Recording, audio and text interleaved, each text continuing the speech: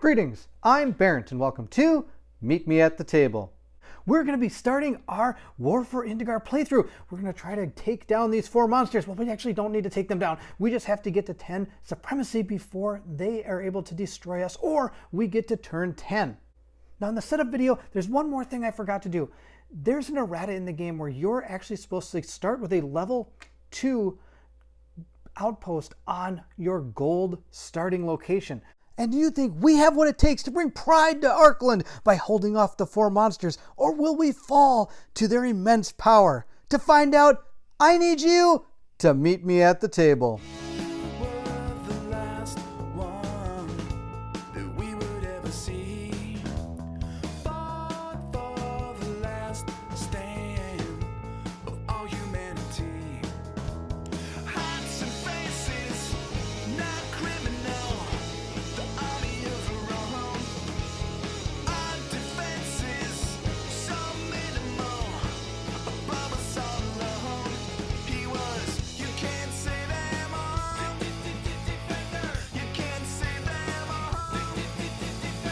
Now before we start, I quickly wanted to go through the resources and gameplay thing here. So if we ever wanted to build any outposts, this is what it's going to cost. Now of course this is their defense and their health. So this is, if the more powerful your outpost is, the more it costs to build, but the better it's going to stick around. Also, you're going to gain more resources for how much of a level your outpost is sitting at. If we ever collect some spirit, we can use it to do these things. Now also, here's how we're going to gain primacy. For every outpost, we're going to get 1. For every level 3 hero, we get 1. And for every commander sent to retreat, we're going to gain a primacy. That's going to be awesome. Now, we can also at any time exchange 3 resources to make 1 of anything else. Here's our start of turn, which is what we're going to go through. Nominate a strategy to be in play. Also, remove any activation tokens from all strategies and heroes. And also remove 1 damage from all friendly heroes. So each turn, we are going to be able to heal 1. It's going to be nice. Now, after we go through our turn, we're going to then go to the end of turn phase. And I'm going to show you that when we get to it. So we've gone ahead and started on turn 1. We're going to put that right up here. And don't forget, we have +1 defense for our Lady of the Flame. And here's the resources we have. Now I have to choose a strategy, and I'm actually going to choose the Pride of Arkland. Let's take a look at that. So the Pride of Arkland says, once per game round, you may place an Arkland token on a friendly hero who does not already have one, even if not in play. Discard it to grant that hero +1 defend. While in play, you may discard 3 at the same time to gain 1 primacy point. So if I can start building these up, I can actually gain some primacy, even if I can try to keep even if my heroes aren't going to be using him for anything else.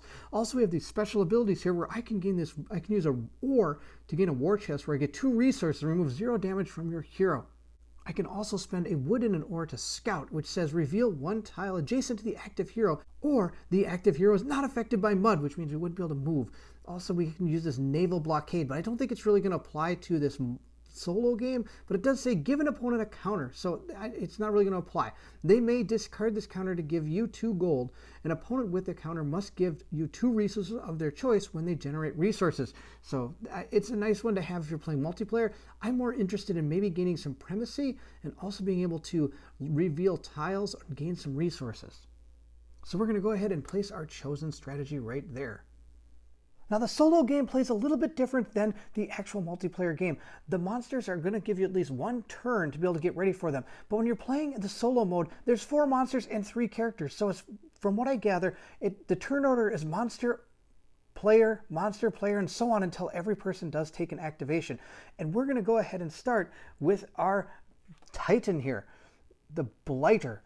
Now let's take a look at what she does. She has 2 speed, 2 attack, 2 defense, and 6 health. Now, every one of these monsters has a target. So let's read what the target says. It says, Titan will always target the closest revealed resource tile that has not been destroyed and is not currently occupied. If all resource tiles are occupied, she will simply target the closest resource tile that is occupied by Juicy Target. If there is no such tile, Titan will not move and has no target. Now, if he is occupying a resource tile at any time that is not destroyed, she will use her action to destroy it. Each time she destroys a resource, place a counter on her card. If Taijin ever has 10 counters, the game immediately ends and Taijin declared victory. All right, so we're not going to allow that to happen. So we're going to go ahead and take a look. this is a resource tile, that's a resource tile, and this is a resource tile. None of them are occupied. So she is going to go ahead and move 2 squares towards the closest unoccupied resource, which means she's going to move down here. I also want to tell you that in this text, there is the word juicy target. A juicy target is any character that does not have more defense than she has attack. So if I moved her up here, she would not attack her because she's not a juicy target. She has 3 defense, and Taijin only has 2 attack. So it would look for another target in that situation. Now with her done, we're going to go on to one of our characters' turns. Now I'm going to go ahead and use our Pride of Arkland ability right off the bat here, and we're going to give the Bright Lord the token. I can discard this to give her +1 defend, but if I can actually get 3 at anywhere around here, I can discard all 3 of those to gain a primacy, which is actually going to be really good. Now we're going to be able to activate one of our characters, and during your activation you can move and do one of the following actions. You can attack, build, upgrade, or gather spirits. Now the spirits are gathered from this well right here. You have to be adjacent to it, and then you can gather the spirits from there. But we're going to move. And also another thing you can do is you can do movement at any kind of order. So you can do a move, do something, and then do another move if you have it. Now of course the Unbreakable has 2 speed, so he's going to move over here, and he's going to use 2 gold to build an outpost in that location. So we're going to gain one of our outpost tokens here and put it right down on the board. So when we go to collect resources at the end of the turn, we're going to gain a wood resource, which is pretty good. Now he also has 1 more move left. So I'm going to go ahead and scout, which means I'm allowed to reveal an adjacent tile. Now in a multiplayer game, you can kind of pick this tile up. I'm going to look at this one. And you can look at it yourself and put it back down if you want, or you can reveal it. For us, we're just going to reveal it because we're playing solo. All right, we have found, oh wow, look at this. We have found an ore, and it already has a outpost right on it. Wow, that's absolutely fantastic. So we're going to place this outpost right on top of there. It automatically comes with a level 1 outpost. Wow, that's awesome. And that's going to be the end of his turn, meaning we're going to go on to the next monster's turn. Now our next monster is the Spirit Walker. So let's go ahead and take a look at his card. He has 2 speed, 2 attack. He only has 1 defense, but he has 10 health. Wow. Target. The Spirit Walker will always target the closest hero belonging to the player who has last used an ability, provided that hero is also a juicy target. If there is no viable hero belonging to that player, or he has no target at all, the Spirit Walker will not move. Once he sends a target hero into retreat, he no longer has a target until another player uses an ability. And each time a player uses an ability, the Spirit Walker gains a level up token. Oh, that's going to be terrible. All right, if the Spirit Walker ever sends any 6 heroes into retreat before it is sent into retreat, the game ends immediately and the Spirit Walker becomes victorious. Oh, boo! Place a counter on the Spirit Walker card each time it sends a hero into retreat, and remove them when the Spirit Walker goes into retreat. The Spirit Walker will not gain a bonus nor target heroes due to the use of passive abilities. All right, so that's good to know. I have not used an ability yet, so he actually is not going to move. So our next person that's going to go is going to be our Lady of the Flame, and she has 2 speed, 2 attack, 2 defense. She also has a special charge ability, which means she's able to move in extra space as long as I'm attacking somebody after that. Now, she also can use this Wake of Fire. Once per player turn, an enemy hero that moves adjacent to Ariana receives 1 damage. Well, sadly, that did not happen. But she does have 2 movements, so she's going to move. I think she's going to move up here, and then I think she's going to attack a monster over here, Taijin. I'm going to keep calling it Titan. It should be Taijin, sorry. So we're going to go ahead and roll some dice and see how we do. So we're going to roll our dice. We get 2 attack dice. So we're going to roll these. There are only a 1, 2, and 3 on them, so don't expect some really super big numbers. Now we got 5. Wow, that's really good on these 2 dice. Now we're going to take those 2 dice and put them over here, because then we're also going to roll the defense of our Taijin character. She gets to roll these 2 dice, and let's see how she does. She got a 4. All right, so now we have to compare the 2 dice. 5 on 4, which means I've done 1 damage to our Taijin, which isn't too bad. So I've done 1 damage to her, so I'm going to put that right here. Now also, our Lady of the Flame has a command ability, Flames of Wrath. All friendly heroes do +1 damage and ignore 1 damage. Well, I don't see why she's not friendly to herself. So she's going to go ahead and do 2 damage to her. After doing 2 damage to our monster, I have what is called successfully attacked. I have done at least 2 damage to my enemy. So in that respect, I am able to make it fall back, where the controlling player immediately moves this thing into an adjacent tile. I'm actually going to move it over here. I have a plan. I'm going to destroy this thing. So we're going to move it over there. And then we're also going to be able to gain 1 experience point for being able to do 2 damage to that monster. So we're going to take our white cube and place it right here in our little square. If we can get to 3 experience points, she will level up and I'll be able to give her a token, which means I can either give her extra defense or an extra attack, depending on what I decide is best for her. Now, Our Lady Flame still has 1 more movement. I'm going to go ahead and reveal another tile. I'm going to reveal this tile and see what it is. Oh, it's another. Oh, look at this. It's another one. Oh my gosh, there's outposts all around us. That's absolutely amazing. All right, so there's an outpost here as well. So we're going to take one of our outposts and put it here. Gosh, man, this is amazing. Wow, what a great start. I don't know why I'm going to say that, because now it's all going to come crashing down around me.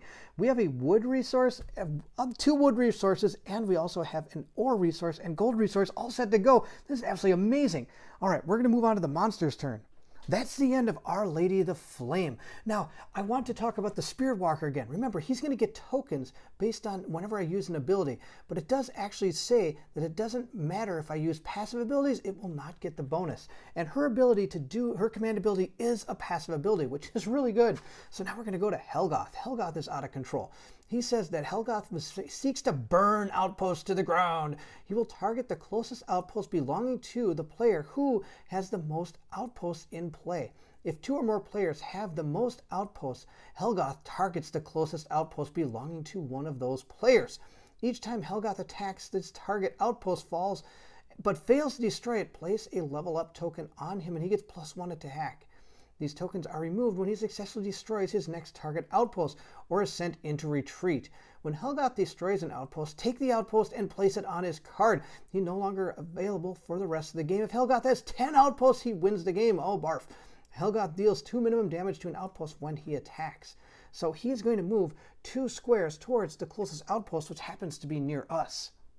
After Helgoth is gone, it's going to turn into the Bright Lord's turn. And the Bright Lord, I think, is going to go smash this guy. Let's see what he can do. He's going to move 2 squares. So he's going to move 1, and then he's going to go ahead and move up here. Hopefully it's not a mountain or he's going to be stuck. Oh, it's just a plain. Okay, that's fantastic. So he's going to move up 1 here, and then he is going to attack this character right here. So the Bright Lord has 2 attack, but he is adjacent to Our Lady the Flame, which means he's going to gain a flanking bonus, which gives him an extra die. So he has 3 dice he gets to roll against this Taijin. Let's see how it goes. Come on, let's get some good numbers. Oh, wow, look at that. That's actually really good too. We got 3, 4, 5, 6, 7. Now, our evil monster here only gets to roll 2 defense dice. Let's see how she does. Oh, she got a 4. I don't think that's going to save you. We'll find out. So these are going to go away. I have done a total of 3 damage to our Taijin.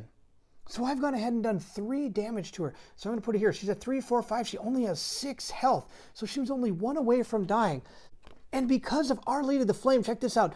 All friendly heroes do +1 damage. Oh, that's going to be awesome. So we have actually sent this character into retreat. We're going to give it 1 more damage, meaning it has taken 6 damage and it only has 6 health. So when you put a monster into retreat, you're going to flip the token over to its retreat side, put it on its card, and it'll come back in a later date. And a lot of other awesome things are going to happen.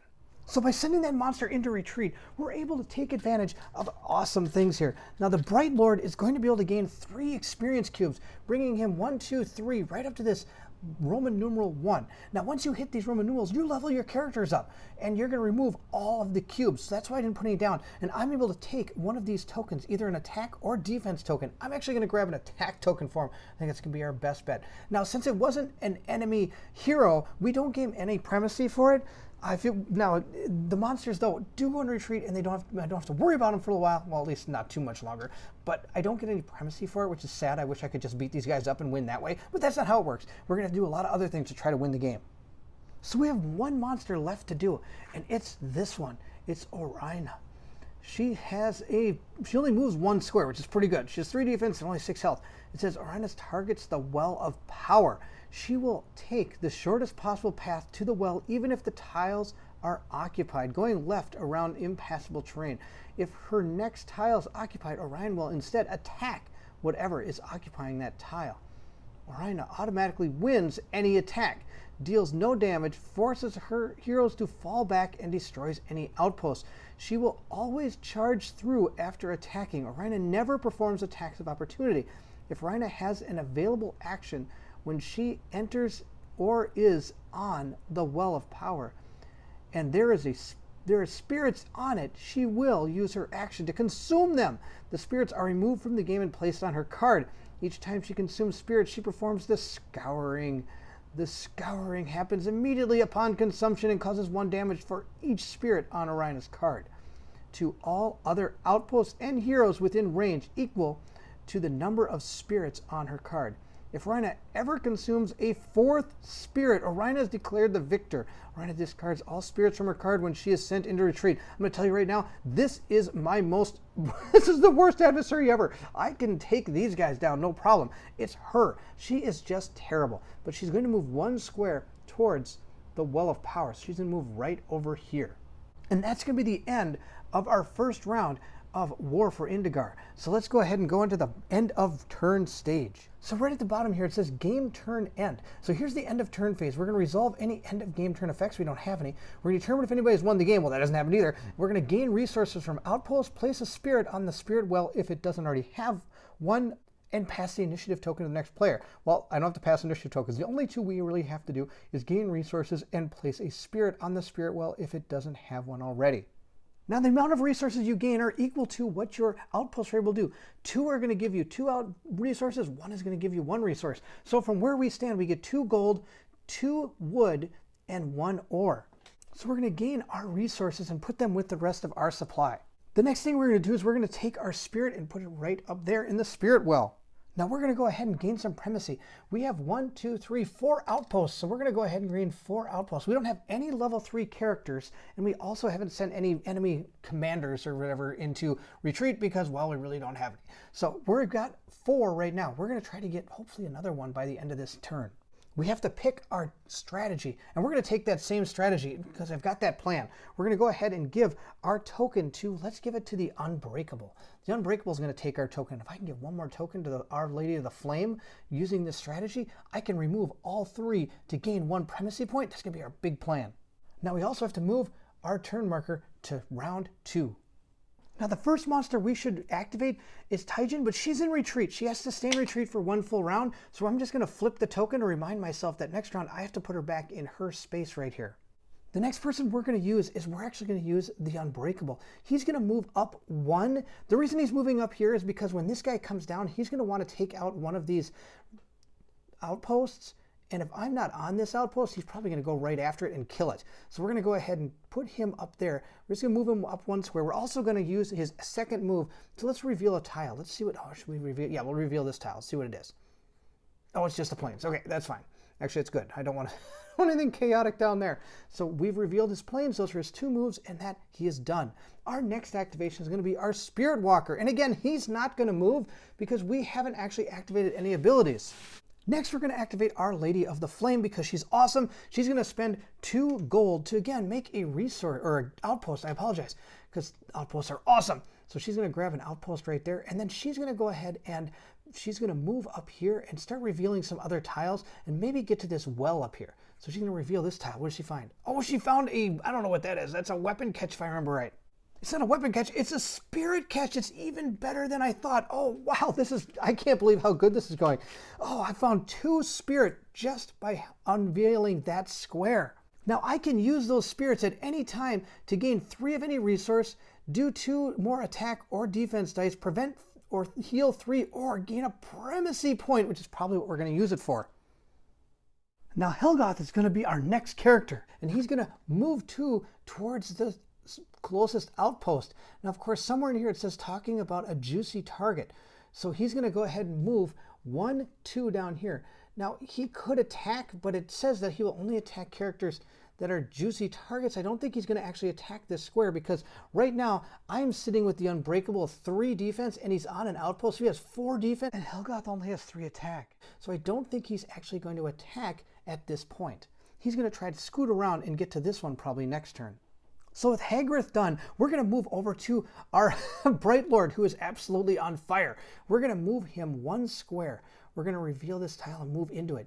It is, what is this? It's, oh, this is the weapon catch. This one's awesome too. Oh my gosh, I'm surrounded by glory. This is amazing. All right, I'm going to go ahead and give him a +1 attack level up token. He gets this level up token. This is awesome. So now he's attacking with 4 attack, and I'm going to attack this guy right here. That's going to be the plan. We're going to attack him, and then we might even move into that square as well. We'll see, because I've only moved 1 square. So the Bright Lord gets to roll 4 dice against this guy, out of control. And I get 1 more from the Unbreakable because he is flanking the Helgoth. Oh my gosh, this is out of control. I did, oh, let's see here, 2, 4, 6, 8, 9. I did 9 damage to Helgoth. So we're going to put those dice aside. Now Helgoth only has 1 defense. Oh, this poor guy's probably going to get slaughtered. Well, he got a 3. That's pretty good. So if we take our dice, 3 minus, what? Here, I'll just take that away. I did 2, 4, 6. 6 damage to Helgoth. Let's see how that goes.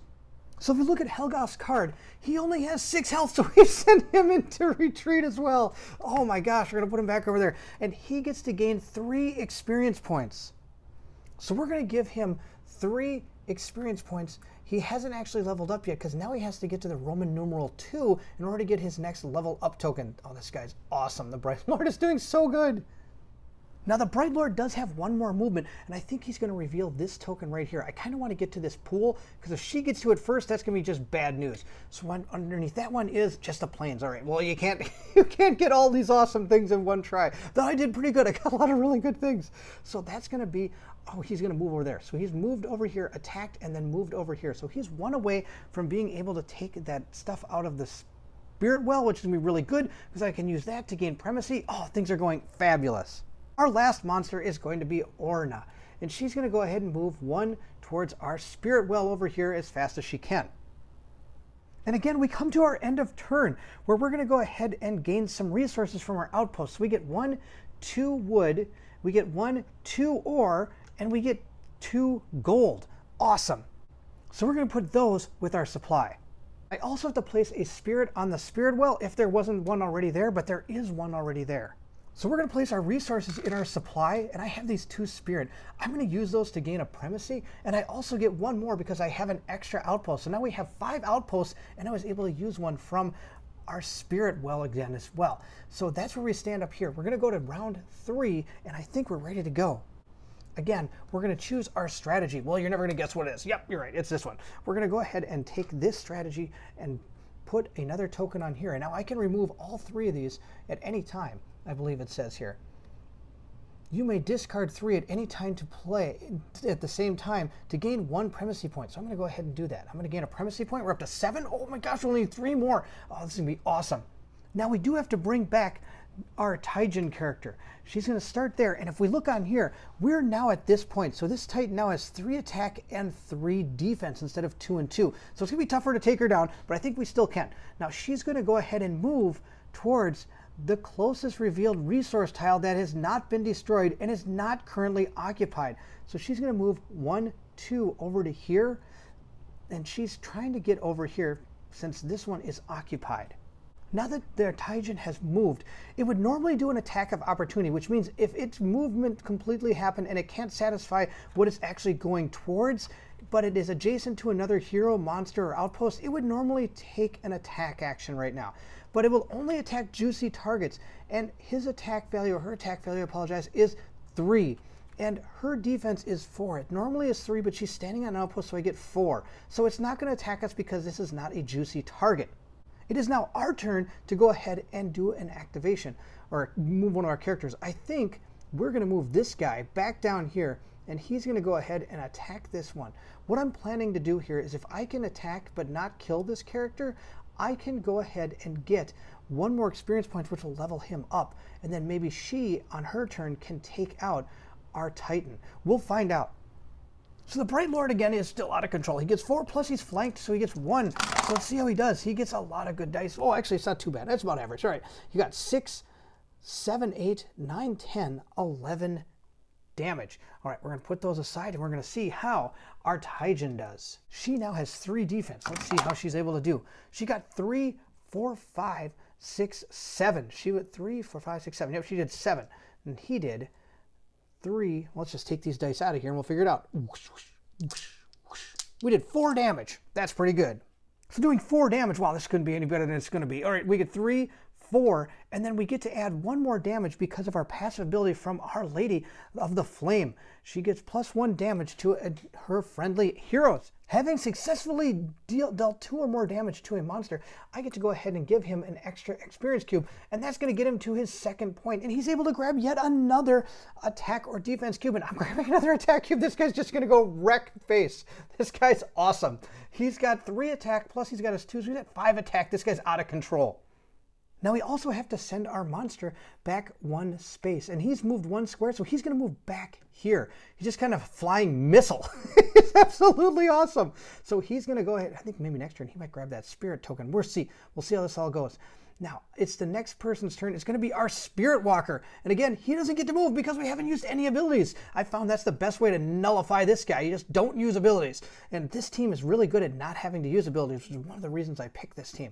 So now she's going to attack next. She only has 2 attack, and this character has 3 defense. So it's probably not actually going to hit and do any damage, but she has an ability that it gives her 1 damage. So hopefully it'll be enough to take out this Taijin. So Our Lady of the Flame really needs to roll well. She has 2 dice, and she has to get something. Oh my gosh, look at that. She got a 6. This is awesome. I'm going to put those aside. Now our Taijin gets to roll 3 defense dice. Let's see how our Taijin does. Oh no, our Taijin did pretty good too. So our Taijin got 6 as well.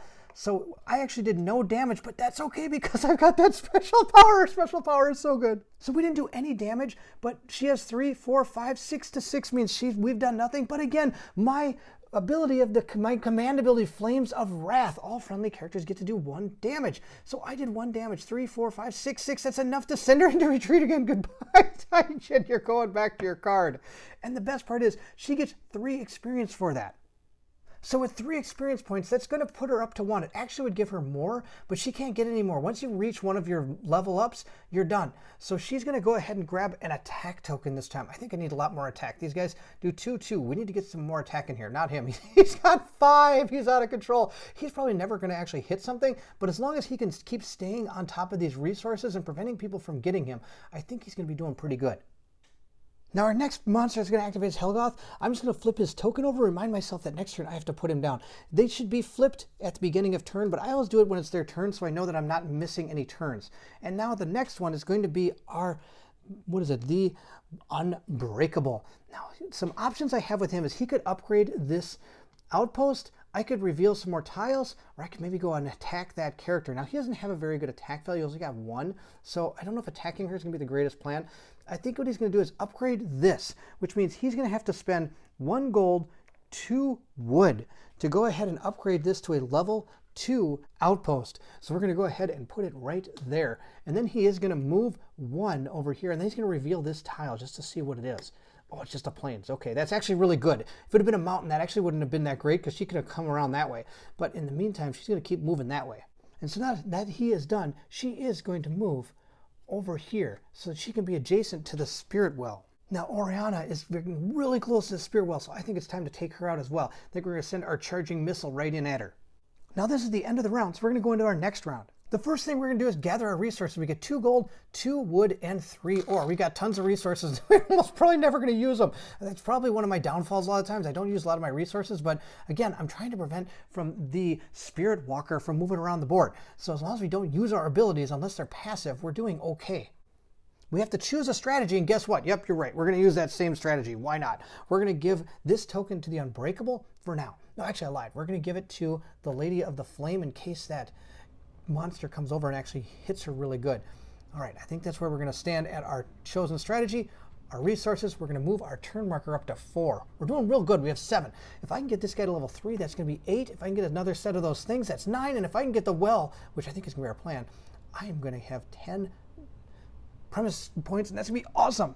So we're going to go ahead and flip over her token, signifying that she'll be coming back in the next turn. The first character I'm going to activate the unbreakable. He's going to move one up here, and then the next thing he's going to do is he's going to do some scouting. He's going to check out what's over here and see what it is. Oh, it's another forest. Oh, if I can get an outpost in there, that'd be awesome. Though he's probably going to want to slaughter the outpost.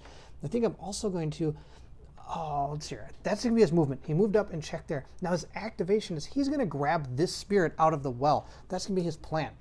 Now we're going to move into our Spirit Walker. Guess what? Yep, hanging out, not doing anything because I didn't use any abilities. Poor guy. We're going to move this person up. He's going to move one here, and then he's going to attack that character. So our Bright Lord, also known as the Human Missile, is going to attempt to one-shot this creature. He gets 2 for himself, 2 for his level ups, and he gets 1 for his flanking bonus, and he also gets 1 because of his weapon catch. Let's see how he does against this character. Oh, he got 3, 6, 9, 10, 11, 12, 13. Oh, I did 13 damage to her. All right, now our Ariana gets 4 defense dice against him. Oh, this doesn't do very well here. Oh! That is the best roll I could have ever seen. Look at this, she rolled all 1s. All right, I'll bring his dice back in here. This is how you one-shot a creature. So we're gonna remove our 2 1s and her 2 1s. We're also gonna remove this 2 because that's how many she's got. And look at that, we did 3, 6, 9 damage. So we've gone ahead and done 9 damage to her.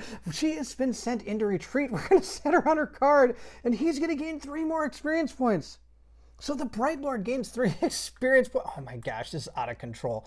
All right, he's got 3 more experience points there, and he only needs 2 more, and he'll become a level 3 hero, meaning we're going to get more primacy. So our last person to activate is going to be the Lady of the Flame, and she's actually just going to do some scouting. I don't want to do too much because when this character comes on the board, she's going to come right at a resource, and the resource she's going to come at is this one, and I don't really want her to come at that resource. If I move off it, she's going to come in and just destroy it. Not good. So I'm just going to do some investigating here. I'm going to flip over this token. What is this? Oh, that one's awesome. If I'm ever sitting on the mountain fortress, I get +1 defense automatically. Oh, that's really good. All right, we're also going to scout this one too and see what's here. It's just a plains. Oh, but it's got a little village thing on it, which means I'm going to gain +1 defense. Wow, look at all these wonderful things that are around me. So I'm going to go ahead and put this on her card. She is now sitting at 4 defense and 3 attack. Wow, she's doing really well as well. So that's going to be the end of her turn. Well, actually, no, I think I'm going to upgrade this. Why not? We've got the resources. So it's going to cost me 1 gold and 2 wood to upgrade that to a level 2 outpost. So I'm going to go ahead and put that there. She's going to be right on top of it. We're doing absolutely fantastic. We got 1, 2, 3, 4, 5 outposts. I'm actually probably going to build one up there too. So I'll have 6 outposts. Plus I'm going to get some more spirit. Oh, it's going to be awesome. All right, so that's going to be the end of our turn. So moving into the next round, we're going to gain an absolutely monstrous amount of resources again. We get 2 gold, we get 2 wood, and 3 ore. We can't even fit it all in our supply. We're going to choose a strategy. Yep, you guessed it. Same one. I don't see why we would ever change. This one is absolutely awesome. We're going to give that token, we're going to give it to the Unbreakable this time. Now, if we can last 1 more turn, I can give this one to him, and then we can remove them all to gain that extra primacy we're going to need. Now, on top of that, we've got a guy with 3 experience points. If he can take 1 more guy out, he'll get to level 3, which will also give us 1. Oh, things are going so good. The last thing we need to do is we still need to fill up the well. So our well gets 1 of our little tokens there. And then we just need to move our turn marker up to round 5. We're doing real good. Now the first thing we're going to do is we're going to go ahead and put our Taijin back on here. And she is going to move 2 squares towards an unoccupied resource. She's going to move to right here. And she would, again, try to make that attack of opportunity, but she can't because her defense is way higher than her attack value is right now.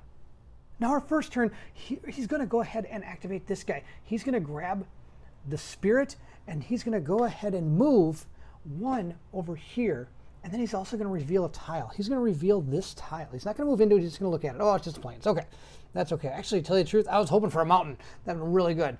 But we're going to go ahead. That's his action. He is done. Now I have to go to our next monster. And guess what? It's our Spirit Walker. And again, he's not moving because I don't use any abilities because that's just how I roll. All right, the next person that's going to activate, I think, is going to be our Lady of the Flame. Our Lady of the Flame is just going to attack our Taijin, and the reason I'm going to do that is maybe I'll get an experience points, be kind of cool, and I can also push her back 1. I don't think I have any chance of actually ever defeating this character, unless I brought down the Human Missile again to take her out, but that's not our plan. We're going to go ahead and just attack her.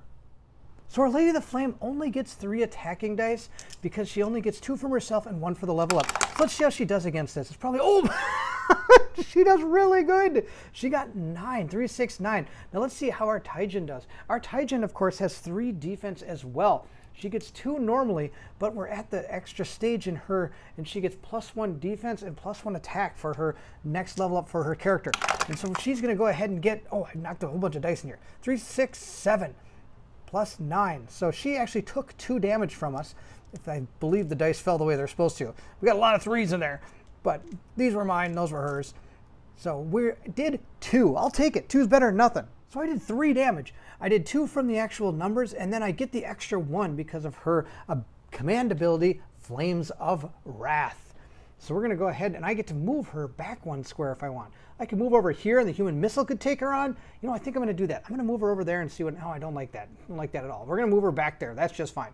Now, she has some more movement. The first movement I'm going to do is I'm going to go ahead and reveal this and see what it is. Oh, it's a mountain. Okay. Well, we can't go that way. That's impassable. You cannot travel on mountains. I was actually hoping some mountains would be up in that area.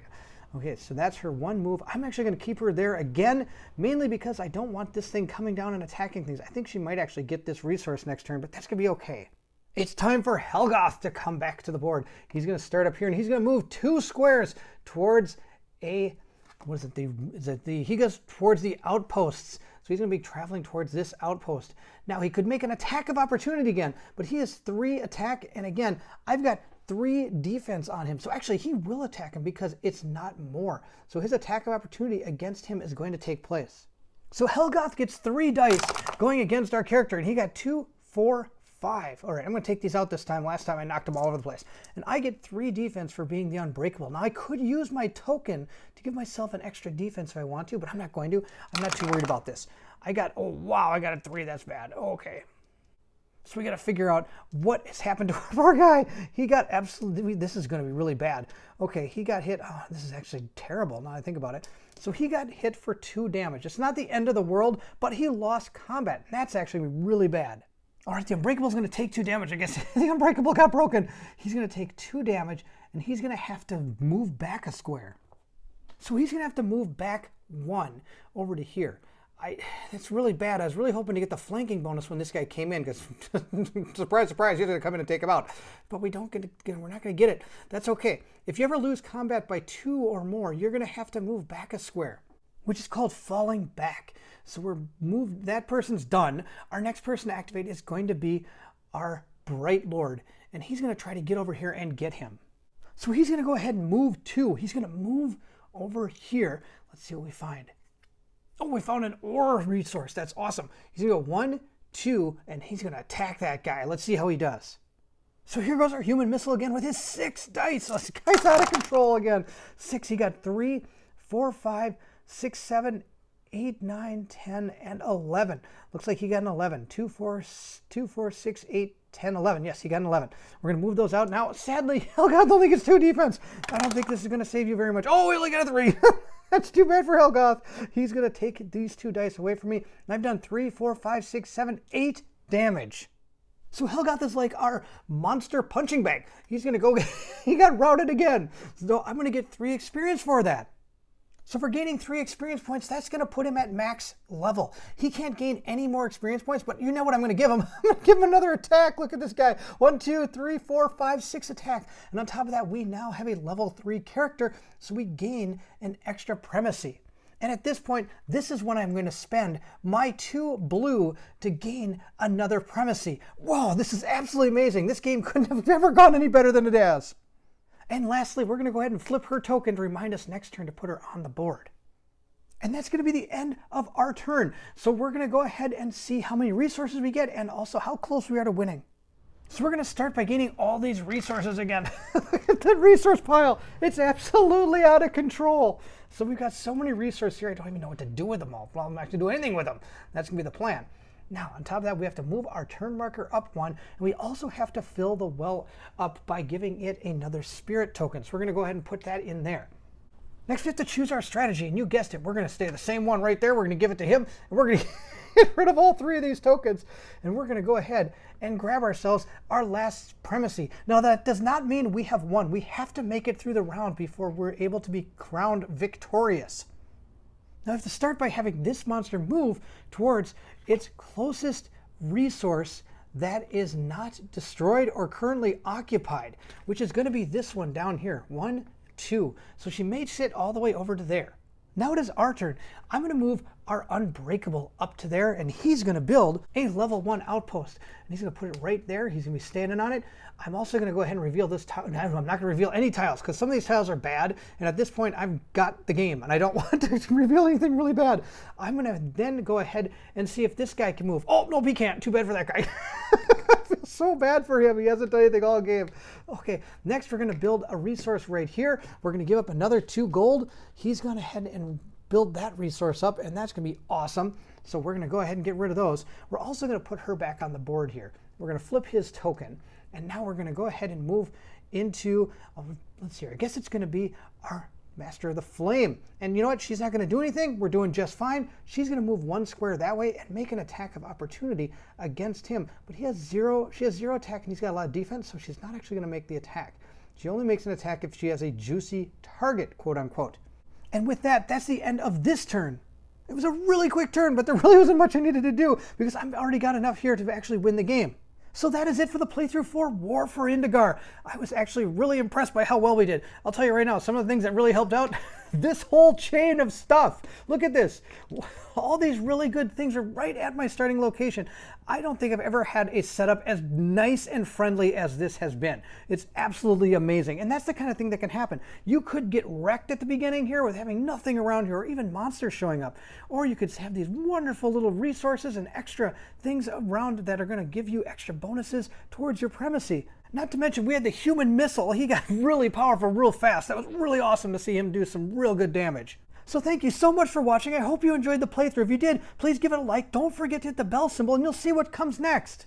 Please leave anything in the comments below. I'd love to hear from everyone. Now, I'm not a really good expert at these kind of games, so if I made any big mistakes or anything, please let me know. I'd like to make sure that this playthrough can help others learn this game as well as I was able to learn it. This game is a lot of fun. I had a really good time. I love the randomness in this game. You never know, like I said, what you're going to get down here at your starting areas or even what's out there. I love the fact that there's even one monster just going straight for that. I think that's a really good thing. Now, sadly, I nullified this guy the entire game. I didn't use any abilities, but if you ever, that's kind of what this faction is. And like I said, each faction plays completely different. So you're going to see some other awesome abilities coming out of these other factions. And again, thank you so much for watching. If you're excited to see what comes next, then I need you to meet me at the table.